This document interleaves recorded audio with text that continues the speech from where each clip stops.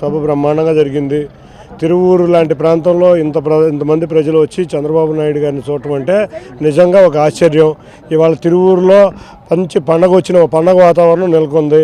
మా శ్రేణులందరూ మాకు చాలా తక్కువ టైం ఇచ్చారు. 3 రోజుల్లోనే ఇన్ని బ్రహ్మాండంగా ఏర్పాట్లు చేసిన మా శ్రేణులకి అందరికీ, నాయకులకి, కార్యకర్తలు మీరందరూ కష్టపడ్డారు. మీ వల్లే ఈ విజయం.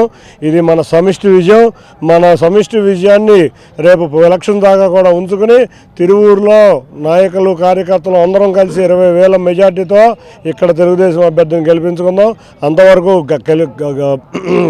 ప్రతినిత్యం ప్రజల వద్ద ఉండి మనం సమిష్టిగా తిరుమూరులో తెలుగుదేశం అభ్యర్థిని గెలిపించుకుందాం. Thank you. మరి అభ్యర్థులు ఎప్పుడు ప్రకటిస్తున్నారు? మీరు ఎక్కడి నుంచి పోటీ చేయబోతున్నారు? ఎక్కడి నుంచి అధిష్టానం ఏది నిర్ణయిస్తే అది. అధిష్టానం ఎవరు అభ్యర్థి అంటే వాళ్ళే. తెలుగుదేశం మీరే ఇప్పుడే చూశారు, అందరం కలిసికట్టుగా ఉన్నాం. బ్రహ్మాండంగా విజయవంతమైంది. ఈ విజయాన్ని కొద్దిసేపు ఆనందం ఉండే ఎప్పుడొకప్పుడు అధిష్టానం ప్రకటిస్తారు, అప్పుడు ఆనందపడదాం మళ్ళీ. Thank you.